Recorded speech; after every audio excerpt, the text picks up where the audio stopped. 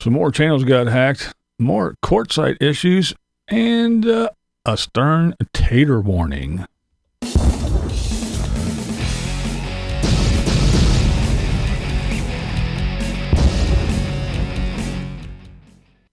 All right, let's start with Rusty 90210. Yeah, you know what I do. You know how I do, but yeah.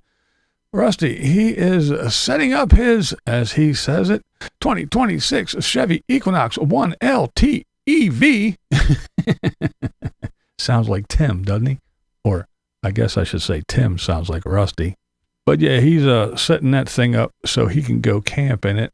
Now, I mean, granted, he did camp in a Prius before, but I don't know. Maybe it's just me, but out of all the vehicles, the houses, the sheds, the RVs and campers and everything else he had, I mean, at 80 years old, an Equinox would not be even close to the top. It would be at the bottom of the list of shit that I would want to live in. I mean, come on, to be, crawling up into the air. But hey, but it's Rusty. It's him. Like I said, he's 80, so I guess he can do what he wants to do. More power to him. But that's what he's doing. And hey, it must be a new record because at least he still has the Equinox. He didn't get rid of it yet. But again, it's still February, so I'm sure it won't stick around much longer. Okay, Bunny from BunnyPlaysHere. She wasn't feeling well, so the bus was on hold for a day or so, but she's back at it. She went in there and she's putting in some bibs and bobs and little things and getting things organized and put away and finding homes for stuff and, kind of like doing all that good stuff. So, yeah, she's on it. She's still trucking right along. She's realizing that this 15-day thing isn't really, feasible, and that's why she wasn't feeling well. She thinks it's because she just was going and had too many things going on and wasn't sleeping and her mind wasn't shutting off. And yeah, so you just got to take some time and you got to get it done. But she's back at it and she's trudging forward. All right, the Campulance Man, he is heading back to New York. It was a long video, just lots of driving and where they stopped and stayed. But after he had his bad experience in Quartzsite, he packed up and left. Now, he's been a regular there for years, and he usually goes to that same little spot, and he has his little buddies that he hangs out with. So my thought is it must be getting a bit wacky there for him to up and leave. And I did cover that he had an issue with his neighbor over there and all the to-do, and the guy showed up, and then he moved over there and was screaming obscenities and all other good shit. So I guess it's just a little bit crazy in the Quartzsite. And that takes me to Got Out. That's right, the Got Out guy. He had a not so good neighbor as well. He said the dude was yelling and playing music and doing all kinds of crazy shit. And he said, hey, I got to go. Like negative stuff that you can hear. That's like the reason we're mobile is so we can go where we want to be. And so I don't have to be around crap and I can feel safe. And it sucks because this spot is awesome. Yeah, it's awesome. He liked the spot. He said that, he's been, Canton is kind of like the same area. And it was nice and safe, and he felt good. And, he said this year it feels really, really, really different. He also mentioned that he doesn't want to leave his stuff. Before, you disconnect, you set up your camp, and then when you got to run into town, you just run into town. He said he doesn't feel safe leaving his stuff to go in and do stuff that he needs to do, like he's done before. He even mentioned the toxic Quartzsite video, and he made little shorts on a video talking about singing the praises of Nomadic Fanatic before. So I don't know if his views have changed or not, but yeah, he did mention the toxic Quartzsite videos and all the people that, responded to that. But he did move, and when he moved, he got a neighbor that, I guess it was a nice guy, but it had a very, very loud generator, and that thing was like he ripped any kind of little muffler off it. It was loud, and it was running. So he had to deal with that. Now, there has been a few more of the Wheeled Wonders that have had issues this year. I reported a while back on Adventuring with Amanda. And remember that wacky guy was all bent over in half, screaming and yelling and going all crazy. And of course, then there was this year, we had the big to-do with Nomadic Fanatic and his issue at the spot, which he is dealing with legally at the time, I guess, and all that madness.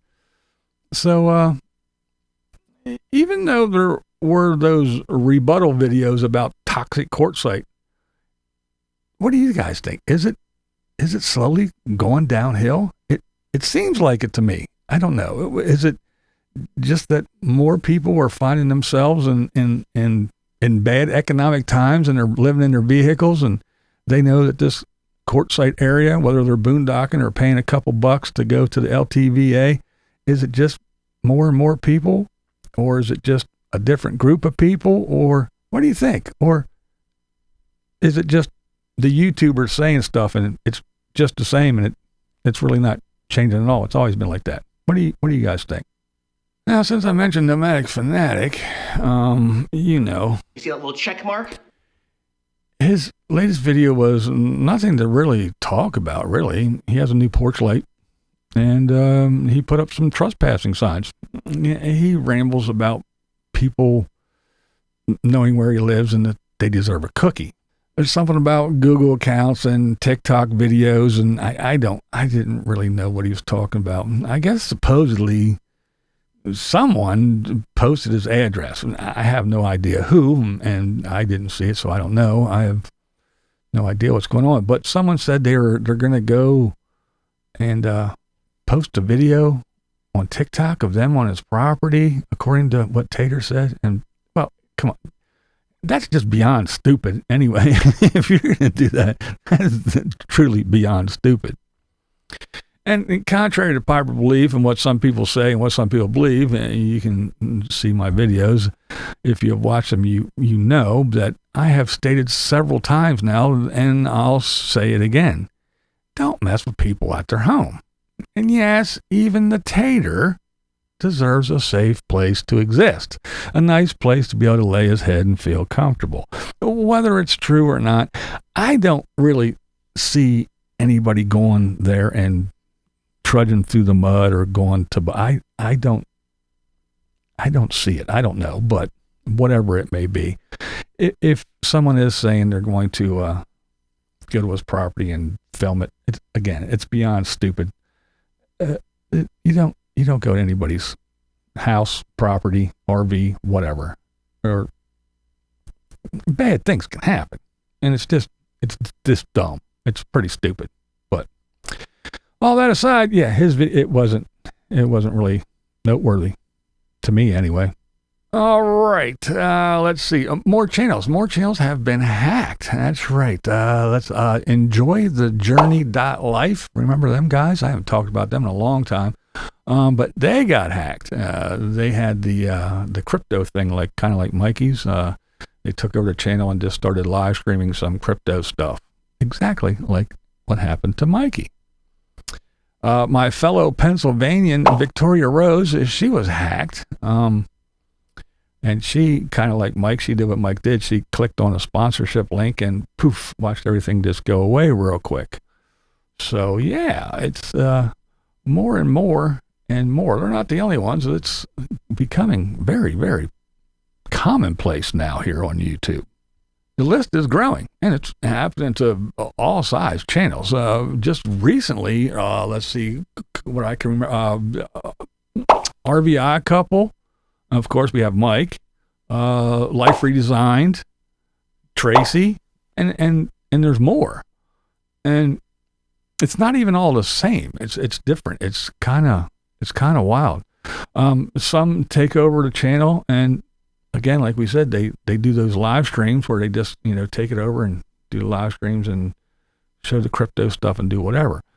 Some take over and use AI to continue the channel as if nothing ever happened. They trick people, and they go ahead and just, again, use AI to use similar wordings and scripts and do their faces and images and all kinds of crazy stuff. It's pretty wild what they do.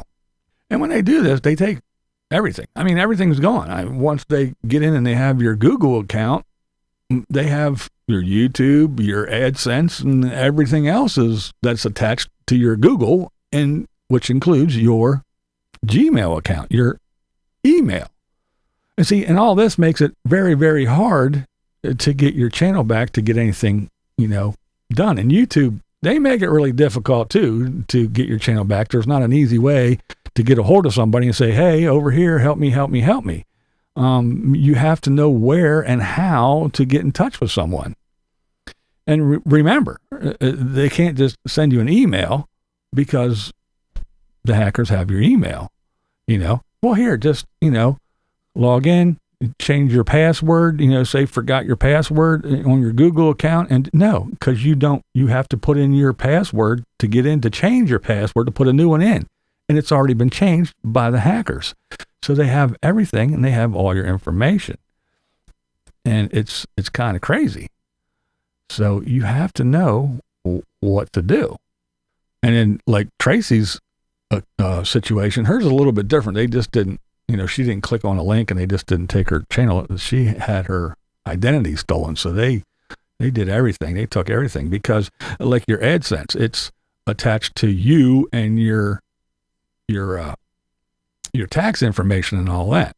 So for them to get money, and keep your AdSense, they have to steal your identity and your bank account, because if, everything's going to go to you, per se, or they have to change everything, switch the email to something else and set it up so they have their tax information and their bank information, so the money can go to them instead of to you. And all. It's just a whole mess. It's a whole big mess. So I guess my question is if you are a creator, I have some things that you need to do to be prepared in case this happens.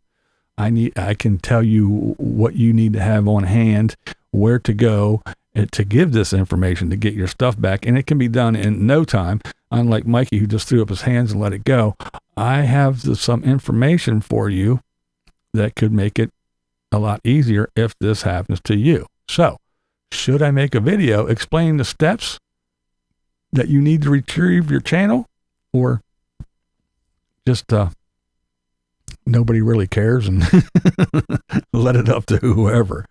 I don't know, but yeah, kind of a slow day here for the nomads, but that's what's been going on lately. I hope you guys have a great day, and don't forget, tomorrow at 7 p.m. Eastern time, right here on this channel, for the live stream. Come join the chat. We always have fun.